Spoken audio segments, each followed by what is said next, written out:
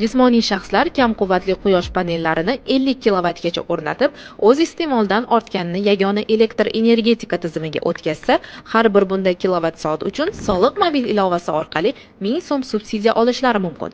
Xo'sh, quyosh panellarini o'rnatgan jismoniy shaxslar subsidiya olish uchun nima qilishlari kerak?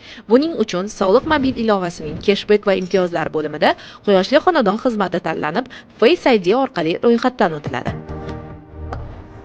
So'ngra xizmatdan foydalanish tugmasi bosiladi.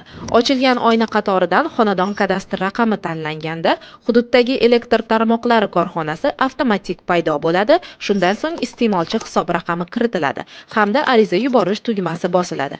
Ariza qabul qilingandan so'ng foydalanuvchilar qabul qilingan va uzatilgan elektr energiyasi o'rtasidagi farq, subsidiya uchun ro'yxatdan o'tgan xonadonlari, tushumlar tarixi, oylar kesimida subsidiya ma'lumotlari bilan tanishishi mumkin.